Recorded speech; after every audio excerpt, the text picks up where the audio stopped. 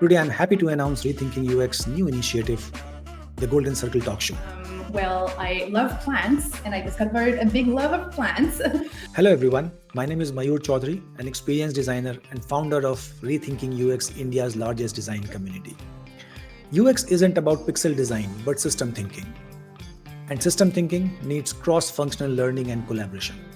Today, I'm happy to announce Rethinking UX new initiative, the Golden Circle Talk Show, where I'll be talking to industry leaders, functional heads from product, design, tech, data science, founders, anyone who is responsible for end customer experience, strategy, and business goal. I'll talk about latest trends, challenges, learnings from their past experience, and I'm sure together we'll have loads of fun and great takeaways. Let's kick off our first talk show. It is my privilege and honor to host Cynthia Savard Saucier, the VP of UX Design at Shopify and co-author of thought-provoking book, The Tragic Design. Get ready for an engaging discussion that will explore the intricacies of UX design, leadership expectations, and the true cost of bad design. Our conversation will revolve around several key themes. What is ethical design culture? The balance between innovation and user well-being. What are the critical aspects of accessibility in design? And last but not the least, how to advocate for the ethical design. These topics are at the heart of the UX design, and we aim to provide you with actionable insights and knowledge that you can apply in your own professional journey starting from tomorrow. So get ready to explore the world of UX design from multiple dimensions. Let's kick off this enlightening journey. So to all our listeners, it's my privilege to introduce Cynthia, and let's kick off the discussion. Welcome, Cynthia, and thanks for your time today. Before we kickstart, Cynthia, apart from what we know about you, that you are a Vice President UX Design for Shopify, and you are an author, who is Cynthia? If you can tell us. Yes. I love plants and I discovered a big love of plants. I'm a mother of two kids. They are 7 and 4 years old. And I have entered the world of UX through industrial design. So I studied to become an industrial designer, which is more like the object architecture more than the virtual world. But I was always a nerd at heart, a gamer at heart, and I love technology. And this is how I got into UX, and I've been loving it ever since. Cool. So before I dig deep into the question that I have for you, it's a curious question that came now. What's your take on when the user experience folks, they call themselves as a product designer? I think I don't care. It's not an okay answer. I think we spend a lot of time debating titles, debating who does what, debating like, should we call them UX or UI or product designer or designer? And honestly, in the end, it doesn't really matter. We're all after the same thing, which is like a great user experience. And whether you call yourself UX designer, product designer, honestly, it doesn't really matter, frankly. Especially like in enterprise, like, honestly, we have to make those decisions at one point because eventually we have to put a title up there. So we have to make that decision. But I used to think I cared a lot and I don't care anymore. I call myself a designer generally, but product designer is fine. Visual designer, graphic designer, UX designer. Now I have changed my title most of the places as experienced designer, just to negate this question. And like this came because we also have an initiative called Expert Connect. And one of the help seeker, she booked a meeting with me for 30 minutes and she asked, Mayur, can you help me? What should I write? UX designer or product designer? Because I can see all random things, right? My advice to her was write UX design, because when the recruitment team or any leader, right, or the manager, when they search on LinkedIn, they will probably search for UX design, right? The chances are high that you will be there in the list. But good, I think this was a good one to begin with. So Cynthia, as a custodian of UX design at Shopify, right, how do you nurture a design culture that encourages ethical design making and fosters empathy for users throughout the design process? And like when I say throughout the design process, what I mean is beyond pixel, right? And design culture is also not within the design team. It goes cross-functional, right? So love to hear about your experience, challenges, learning, and also takeaway for everyone who is like watching our video now. Yeah. So there are two lenses to that question, actually. So as a designer, someone that is choosing their career, someone that is choosing where they want to work, I always tell everyone the same thing. As a designer, your role is to influence users' behavior. This is literally what we do. We design things to make people do something. And ideally, you want to be using your brain, your creativity, your skills, your knowledge, your experience towards influencing people to do something that is good for them. Like if you are influencing people to do something that is not in their best interest, this is where you might be conflicted with what you're doing, with how you're using your brain, your strategy, your experience and skills. So I always tell every designer, like, pick a company whose best interest is perfectly aligned with the user's best interest. That way you never have to wonder, am I doing something ethical? Am I doing the right thing? Am I designing and applying my brain to the right thing? Am I spending 40 hours a week working on something that makes sense, you know? So as long as you are working at an organization whose product and whose main revenue source is perfectly aligned with the user's best interest, you never have to really wonder or ask yourself that question. I mean, very little. And in every organization, there's like the main source of revenue, the main product, but there's also other ventures. And then it might be the case that you're working on this other thing and you might be wondering if that's the best thing, if that's the best usage of your brain. But in the end, if you're supporting the organization that is pushing forward a mission that is ethical, generally you're fine and you can go to bed. At least I can go to bed thinking that I've done something fine. Now, as an organization, it's a different question, because as an organization, like everyone, like I always say, like, everyone likes apple pie. Like, it's easy to say, like, of course we want to be ethical. Of course we want to do the right thing. Like, that's easy and cheap talk. Like, of course everyone wants that. But as an organization, what you need to do is, one, understand the clear difference between your mission and your values. So your mission is where we are going as an organization. Shopify, we make commerce better for everyone. This is where we're going and what we're always trying to achieve. The values are how all employees will make decisions when they're trying to achieve that goal, and local decisions, because eventually there's so many people that, like, they each work on their own thing, and there's 1,000 micro decisions you make every week, and you need a compass that is tied to the organization to help you make those decisions better. So the organization has to be very clear about, what is my mission, where we're going, what are my values, how will people make decisions in order to reach that goal. And the last piece is, it's one thing to have a mission, it's one thing to have values. This is, again, everyone likes apple pie, but understanding and educating, teaching your employees that your ethical standards and your values are not the sum of your employees' values and your employees' ethical code. This is really, really important, because it's easy to fall prey to, like, democracy inside of an organization. And if the organization is democratic, this is perfectly appropriate and good.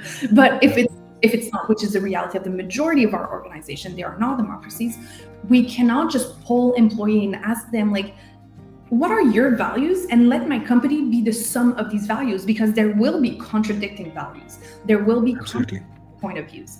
So the organization has to establish their values, establish their mission, and then employees opt in to those values and that mission when they are at work.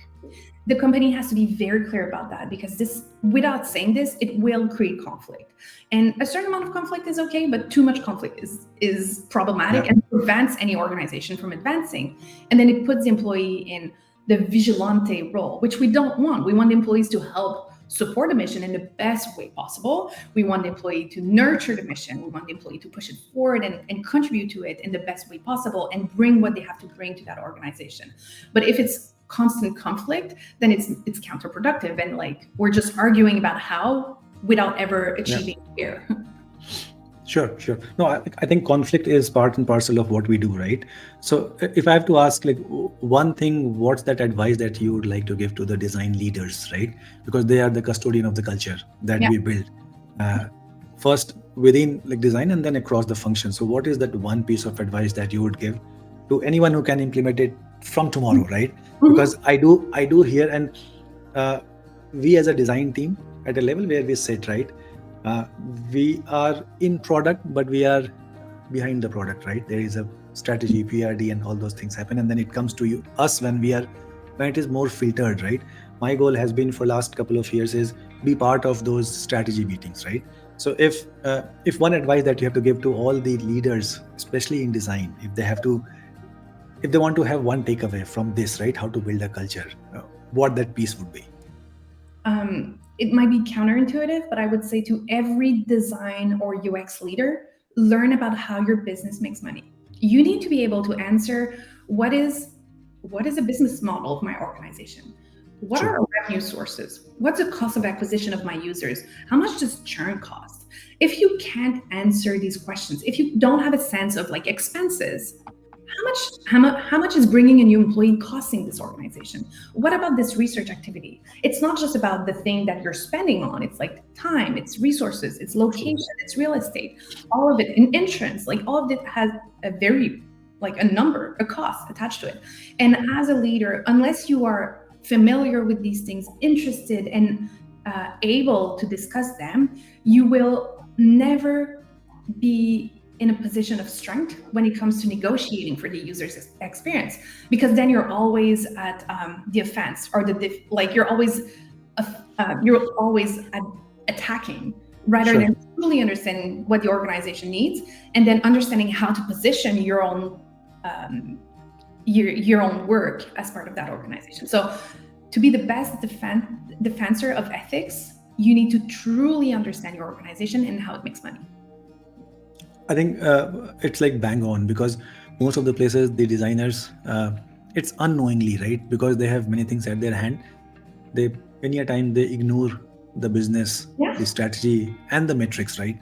Yeah. I think this will be a great piece that have an optimum balance between like consumer experience or like user experience and the business goal, right? And then like what you mentioned, right?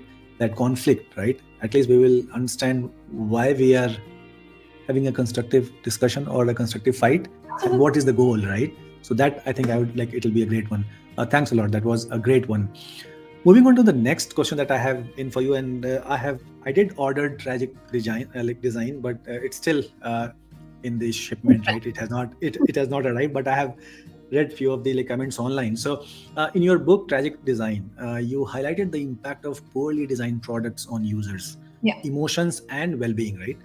How can UX designers strike a balance between innovation and ensuring user well-being in their designs at companies like Shopify, right? So how do you do it in Shopify, and in general, how can they do? And we also would like to know more about your uh, being an author or co-author like journey, and why we should go and buy this book. Yeah. I mean, one, buy my book because it's brilliant. Yep. Yep. um, no, but more seriously, as a designer, like we have to not be afraid of innovation and new technology. And like our role is not to be custodian of like the old ways, quite the opposite. We have to be on the cutting edge. We have to understand new technologies and what that unlocks. Because again, only through knowledge can we really position ourselves to understand how it can be used and also understand the pitfalls, the downfalls, and like the traps, and putting in place safeguards to make sure we are not hurting customers. If we come, let's use machine learning and AI right now. So that's very timely, very relevant. There are a lot of people that are like, oh no, AI is dangerous. Do not use AI. And I'm like, okay, do you understand why you're saying this? Or are you just reading one blog post and you're like, I don't like that. Robots, AI is bad. Chances are they're not really going deep into understanding the intricacies of AI, how it can be leveraged, what type of safeguards you can put in place. So when you show up at the table with this, like, oh no, it's bad, but you cannot back your argument because you don't deeply understand it, it makes you lose a lot of credibility.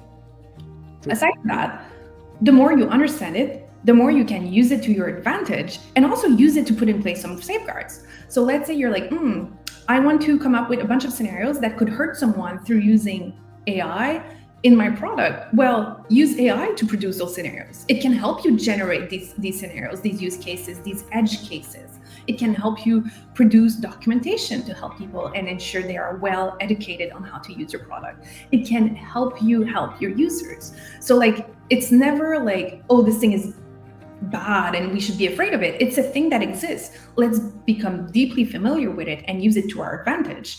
And the more we use it, the more we are in a position to deeply understand everything it can unlock for our users. So I would say like one is to not be afraid of technology, deeply leaning in, understanding it.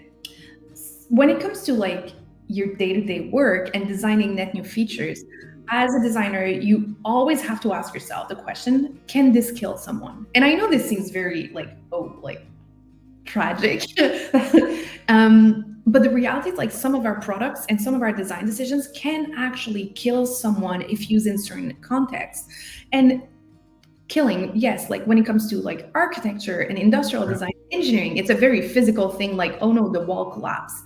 But when it comes to UI design, there are examples of like dashboards in planes that have killed some people. True. For example, of modal interfaces, whether in car, in boats, there's a specific case of a modal interface in a boat where there were two dashboards, and whether you were in the front of the boat or the back of the ferry, like the modal interface would not reflect the mode to each other. So like they thought it was going forward, it was actually going backwards, but the dashboard didn't represent that. So there are a lot of use cases where it literally can have a deadly impact.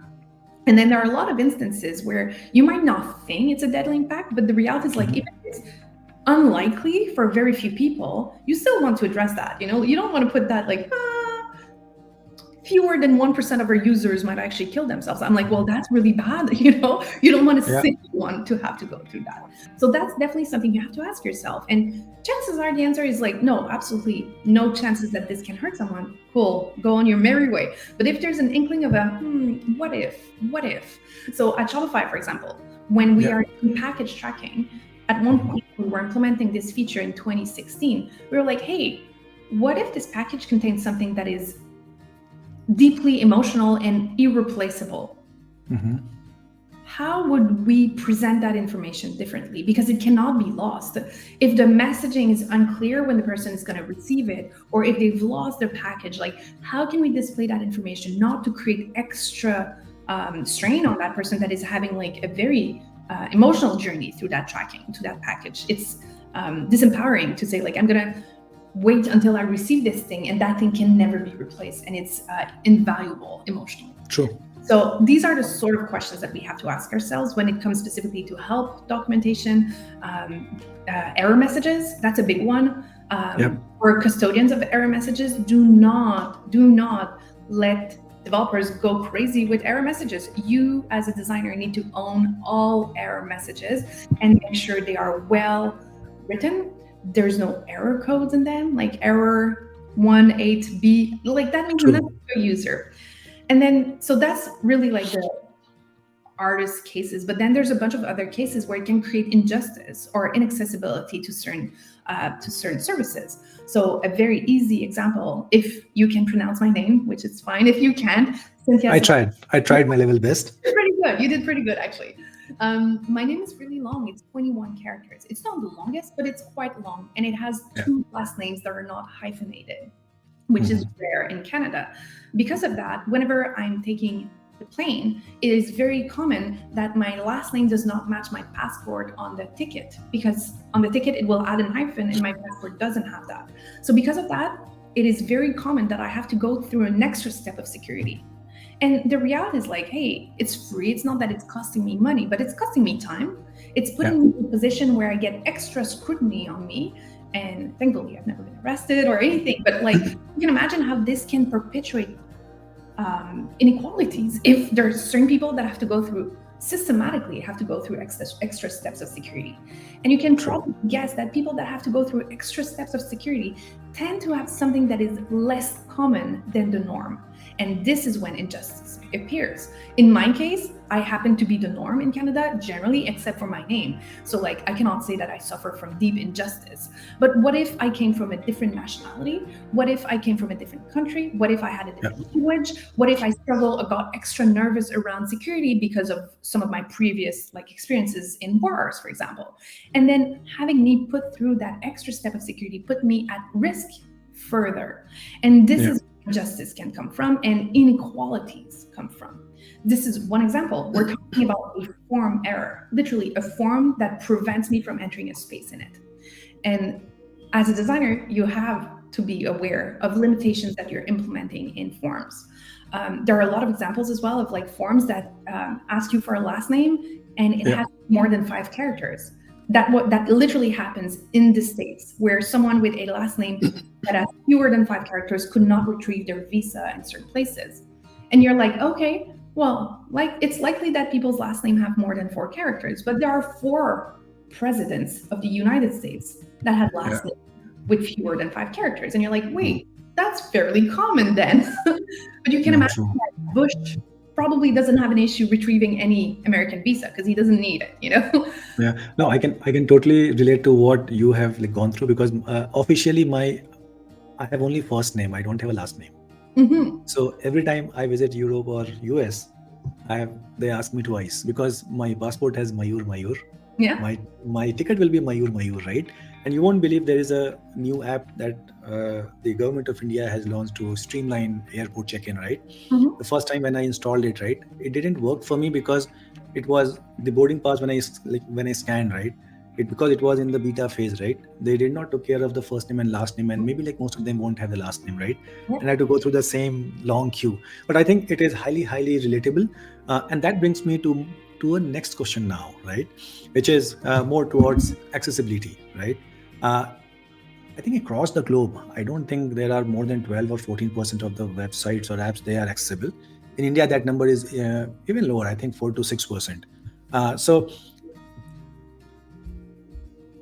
what do you do to build that culture of accessible design, uh, to nurture that culture, right? Where anything that you do, right, you should be creating it in a way that it should be for everyone and not for some segment. And like you also like touched upon briefly in your previous remark, right? It needs to be made for someone. Uh, Good, usable, lovable product is every human's right, irrespective of 1 year or 90 years, right? Uh, is it happening in the industry, and how do you build that accessibility culture and uh, bring that imbibe into the DNA of the like designers within your team? And you have a big team of 200, right? So how do you do that? Because most of the places, and it is even more difficult because the business goal is there, nobody has time, right? E-commerce, you think it and then you have to ship it. So and there are too many things that has to be taken care of, and I can totally relate being a designer, right? uh, Many a times accessibility guidelines are being missed. There was only one company in the past where nothing used to go into the market unless until it was AA or AAA compliance, right? At least bare minimum, right? But any thought towards accessibility and how the designers or the leaders should and must encourage them within their team? Yeah. One thing with accessibility is don't fall in the trap of bringing accessibility as a fight. It is not a fight, it's an expectation. Yeah, And that is different. When it is brought up as a fight, it put the accessibility specialist as the person that comes in and will like go tell other people that they're wrong. And they're not only wrong in what they do, but they're terrible humans for not caring about people with disabilities. And this is how it feels when you have this one person that is like, you're wrong. And if that is the only person at a company that even slightly cares about it, they come in and they're like going around slapping people's hand and being like, how dare you not caring about blind people? And you're like, oh, yeah, I care about people, just didn't know. Or like, it's not about like who you are as a human and what do you care about in your own values. Like in general, people care and people want. So I'd say, like, first of all, it's not a fight, it's an expectation. Second of all, we say good tech is accessible, not good design. Good technology is accessible. A good website is accessible. A good implementation, a good front end is accessible. And it starts to become inaccessible when we start adding more stuff to it.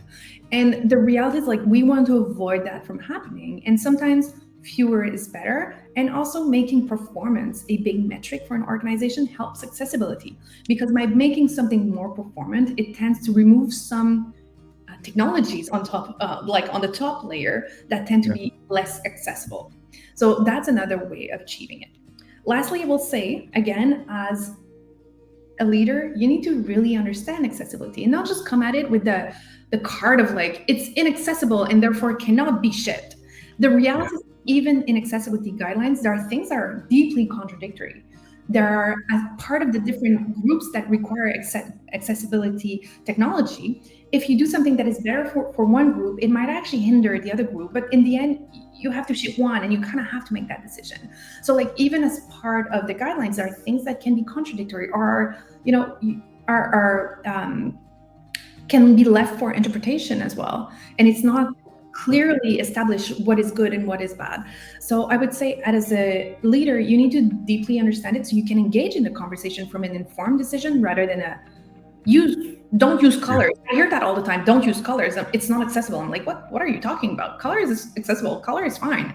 Don't use color alone to indicate a change of status or a different information isn't accessible. But color is fine. And I saw some designers coming up with designs. They were all literally black, and they were like, oh, for accessibility reasons, we don't put any colors. And I was like, that's not a thing. You can put colors. That's cool. Like, we like colors.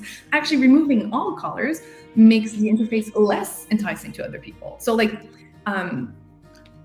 accessibility shouldn't be visible as well. Like if you look at an interface and like, something is really weird with this, and you can guess, probably for accessibility reasons, they chose to do this, and this is really weird.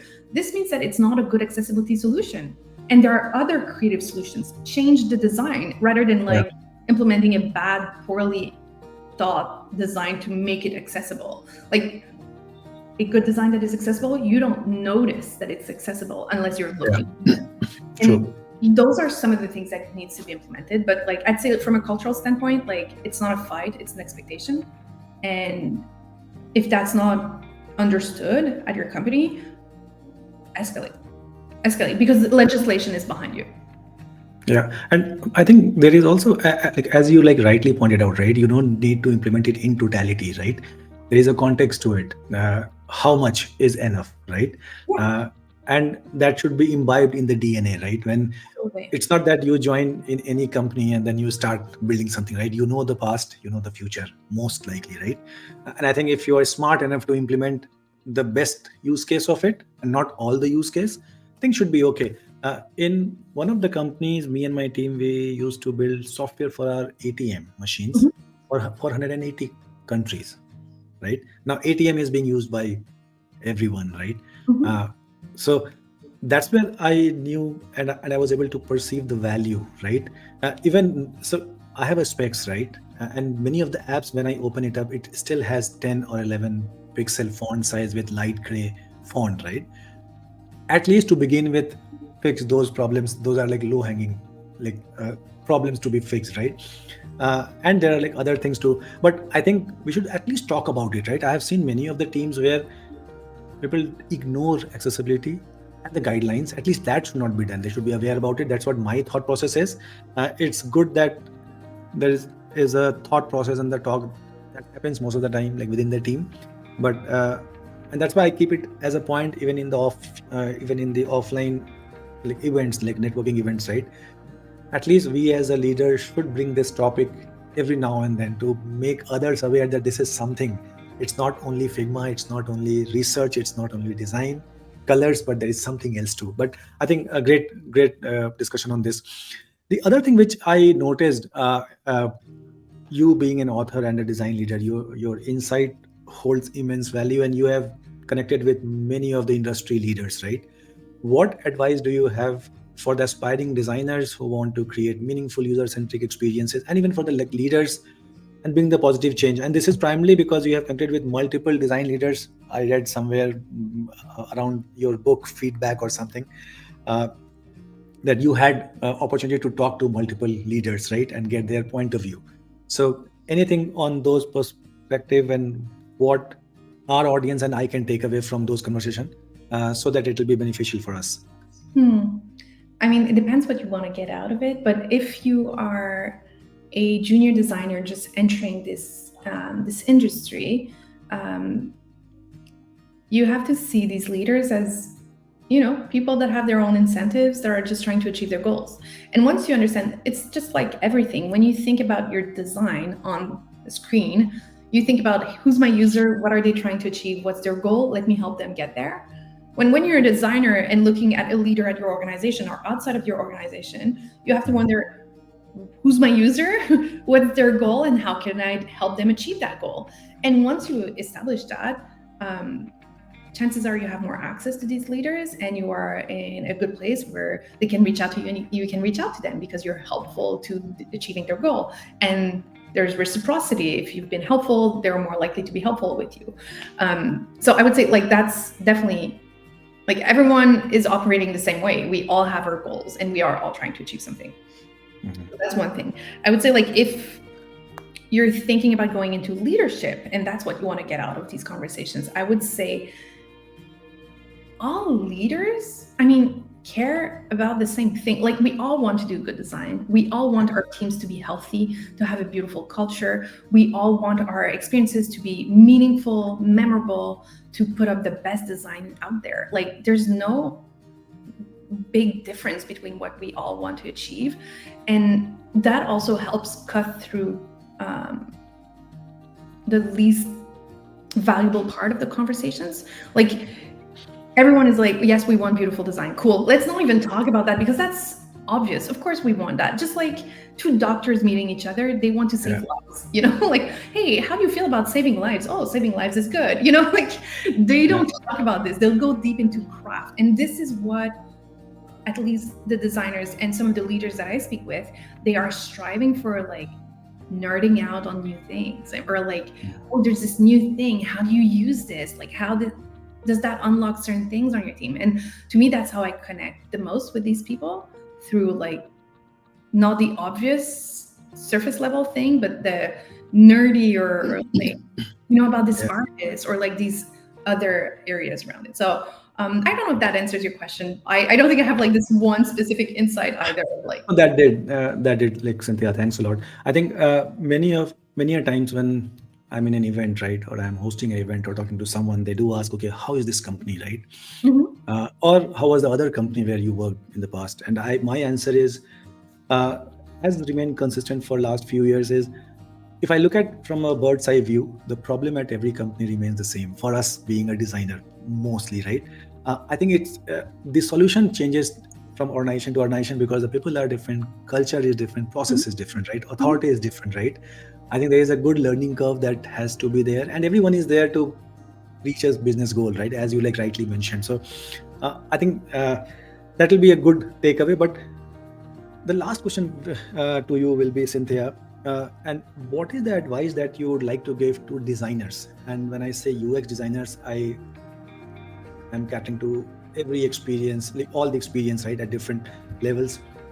What it takes to be hired. It's a blanket statement, but if you have to hire a designer, and I will remove manager and leader and everything else, what you look for in a person to be hired as a UX designer?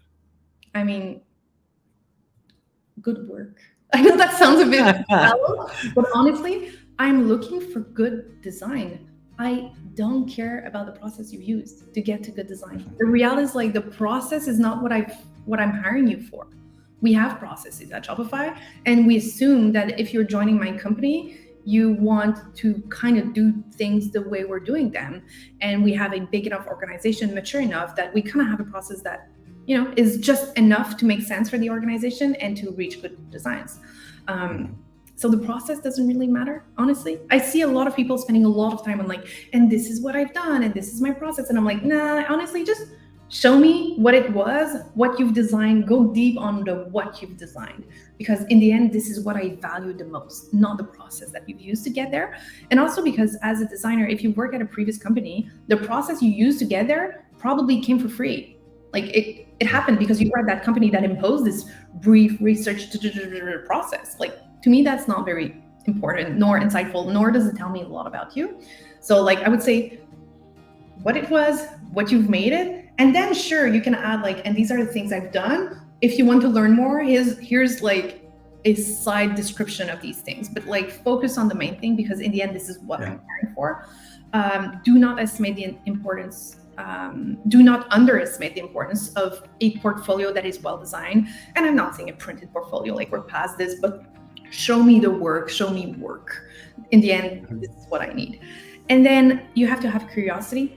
As a designer, don't get lost into should the designer do this, or should we name layers? I don't care if you name layers. Like, let's just be real. I don't care.